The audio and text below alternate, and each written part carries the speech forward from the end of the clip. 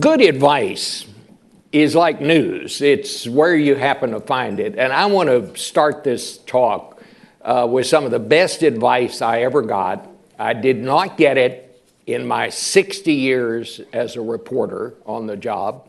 I did not get it at a journalism school. I got it at an art school. Second only to my love of journalism is my love of art. And back in the day when I was struggling to find my artistic style, an art instructor gave me some of the best advice I ever got on anything. He said, look, stop worrying about your style. Just find an artist that you really like and copy him. Copy everything he does. And he says, as you do that, you will understand how he resolved the problems and your own style will evolve out of that. So I want to tell you this morning, if there are any aspiring reporters, if there are news executives who are wondering what is it that a reporter is supposed to do, what is the role of the journalist, I say this. Get the story that David Fahrenthold wrote about how he covered the campaign and copy every single thing that he did. If you do that, you'll be just fine. And that's the best advice I can give you this morning.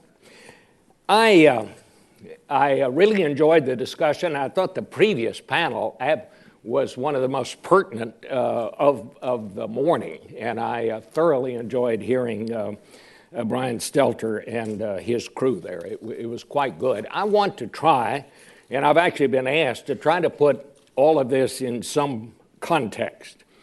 This was my 14th presidential campaign, and I will say this, it was not like the others.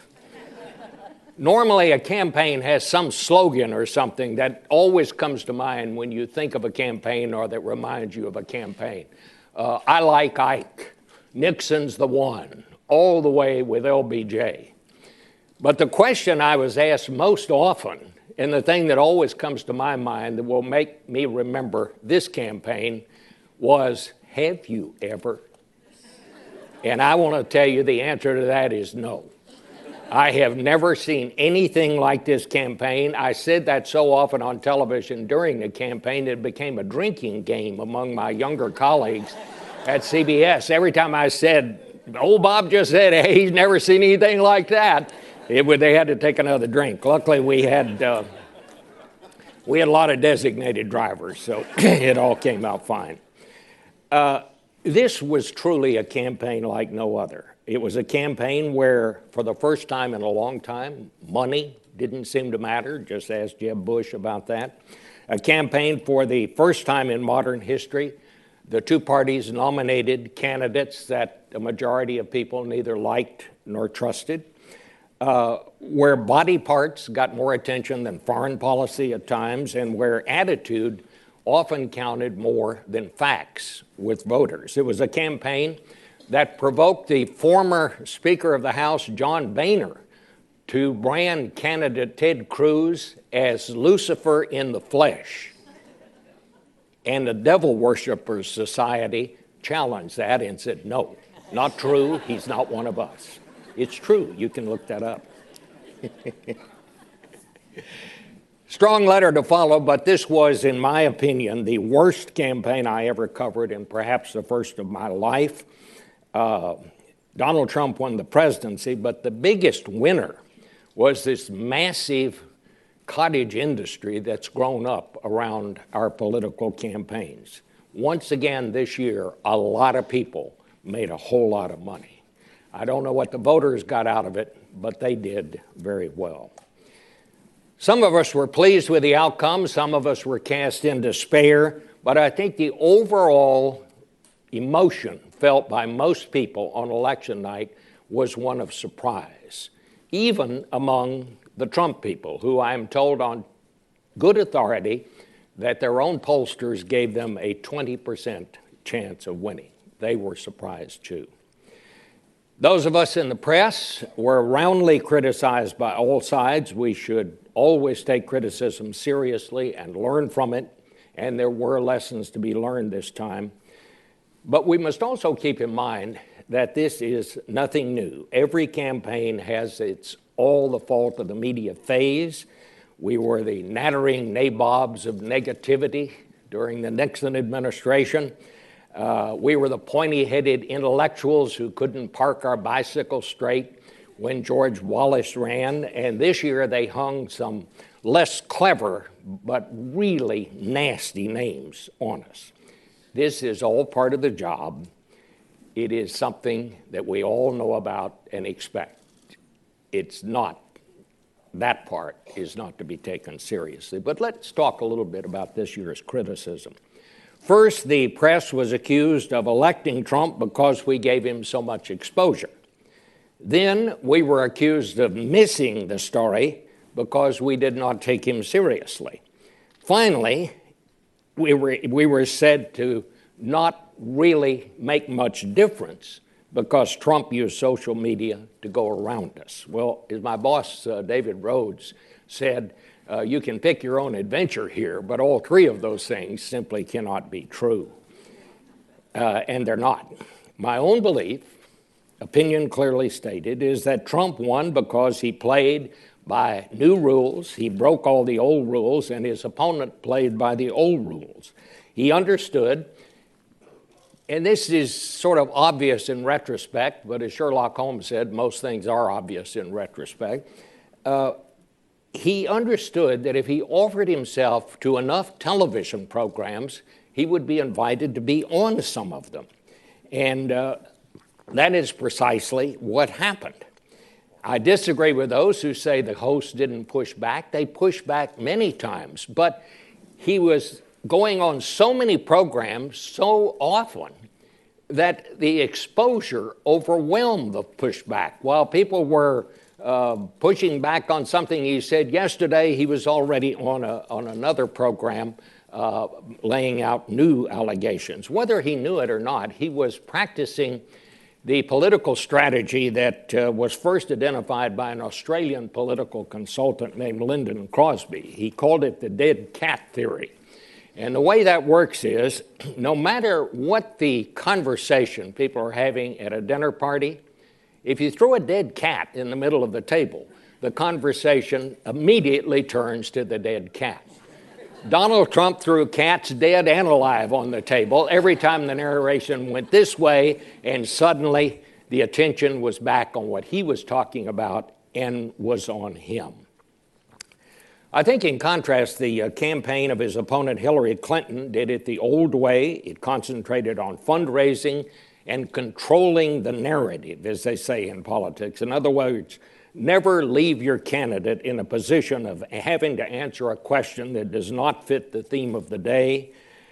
Limit live interviews. Respond to all questions with well-rehearsed, focus group-tested answers.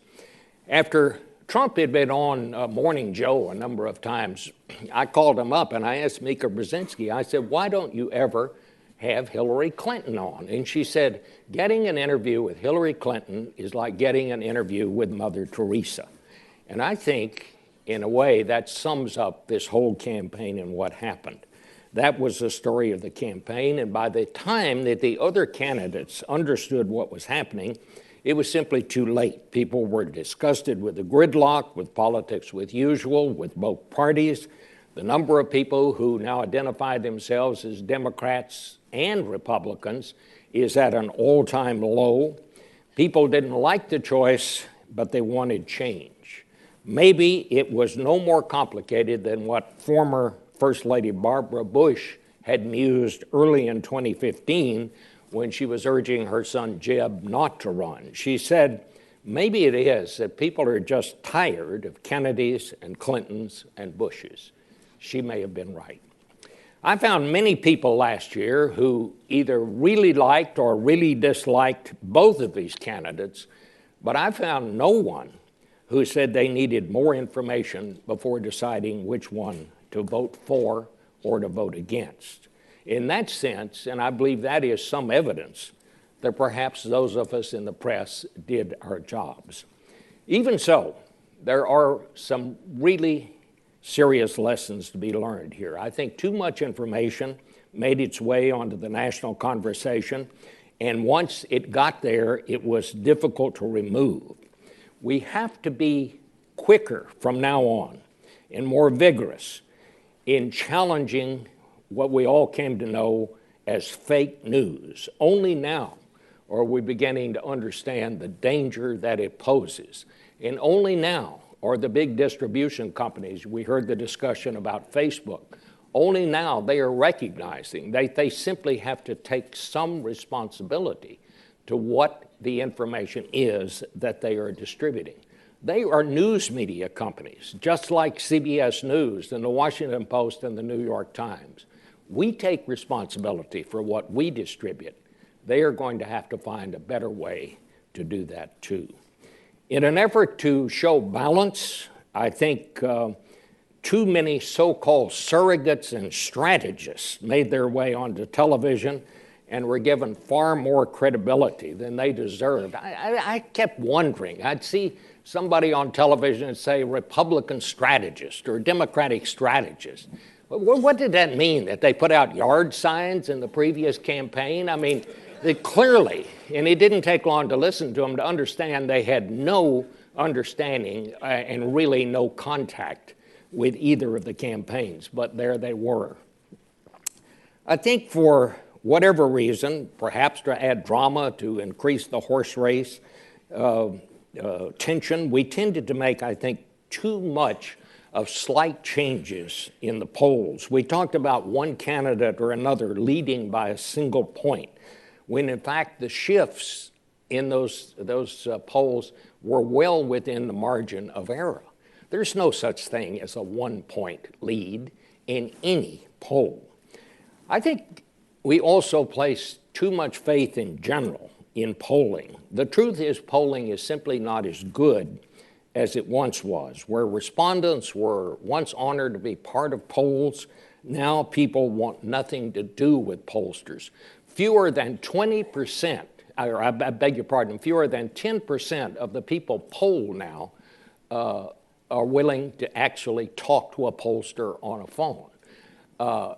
That raises really serious questions. I don't care how you weight these polls. What did the 90% of people who refuse to talk to a pollster, how do you determine what it is they had to say? Jill Lepore, the Harvard historian who writes for The New Yorker, told me something that I found fascinating. She said, we are tending to look on polling data as some sort of higher truth. And she brought up an interesting point. With the closing of so many newspapers and shrinking staff, she says that too many times we are replacing a lot of beat reporting and man-on-the-street interviewing simply because news organizations don't have the people to do it anymore with polling data. We're replacing it with what many news organizations used to do. They'd go to the local PTA meeting. They'd go to the local bar.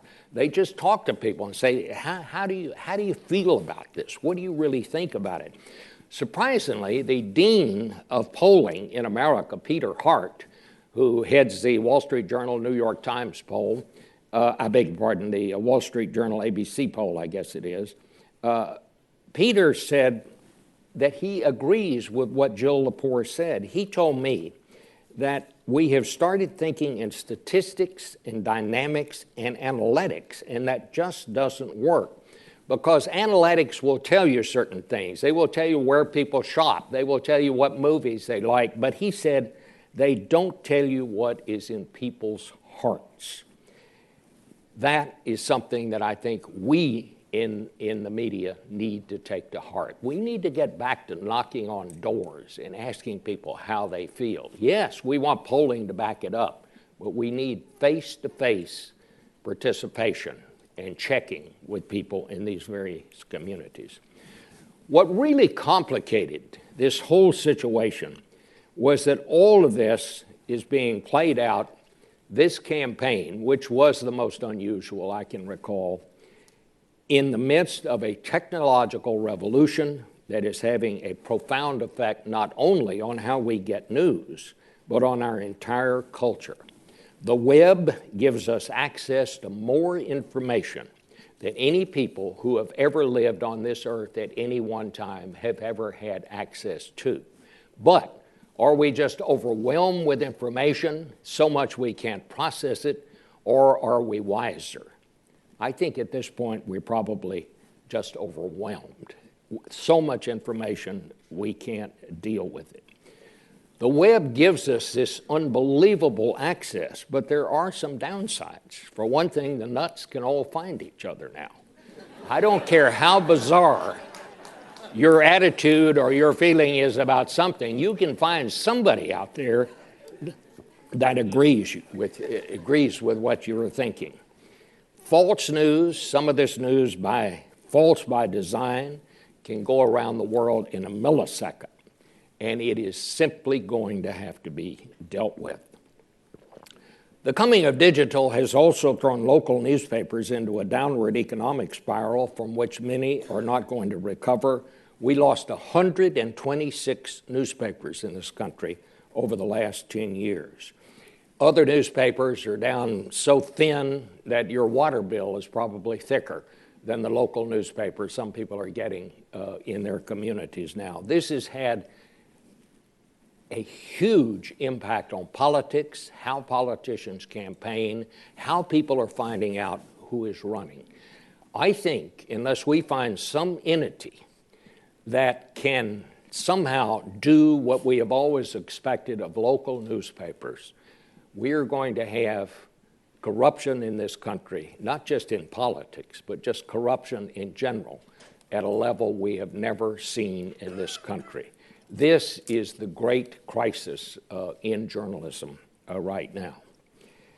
The good news is that some of the bigger news organizations, especially the New York Times and the Washington Post, are finding ways to exist in this new and very different communications landscape. They are no longer just newspapers publishing a paper newspaper every day. They have become 24/7 multi-platform news organizations, companies that provide breaking news, video coverage, running commentary, websites, newsletters, podcasts. They are looking for more and more ways to reach people. The good news is this is working. While circulation of the paper newspapers is down, during November of last year, both the Times and the Post in 1 month were reaching as many as 70 million viewers. 70 million people were reading or finding some contact with those news organizations. The news organizations' executives will tell you that while this technology is giving them this great reach, their viability will still depend on whether they are giving news that people need to improve their lives. If you can do that, if you can make your news organization relevant by providing information that people have to have, then they will survive. And there must be new concentration on that by all news organizations as we go forward. But at the local level, many of the things that these big newspapers have figured out how to do, they can be a pattern for news organizations at the local level. At CBS News, for example, we now have inaugurated a 24-hour all-news streaming network that you get on your phone or your laptop or your computer. You don't get it on your television set unless you go through Hulu or one of those organizations like that. During both political conventions last summer, we would sometimes have more people looking at that than were watching CBS News on the television network. So there are ways, and we will find a way to accommodate. But this is just like we're in a place here now where the world was after the invention of the printing press. Martin Luther said it was God's extremist greatest gift, but it took a while for the world to work its way through that. It was also, there were 30 years of religious wars after the invention of the printing press. Eventually, equilibrium was reached. We're in another period much like that. Equilibrium has not yet been reached, but we have to recognize where we are. I want to close by just talking about, in this new and very different world, what is the role of the individual journalist? And quite simply, it is what it has always been. We are not the opposition party, as some would have you believe, nor do we believe we are, nor is it our place to sit down and shut up and let the world pass by, as some have wished that we would do. The politicians, government officials, and journalists all have very different roles. The politicians are there to run the campaigns. Government officials are there to run the government. They are there to deliver a message. Our job is simply to check out the message, determine if it's true, and if so, what will be its impact on the governed. In a totalitarian society, there is only one source of news, and that is the government. In our form of government, an independent press gathers accurate information and provides it to the citizens, and they can take that information, compare it to the government's version of events, and then decide what to do about it.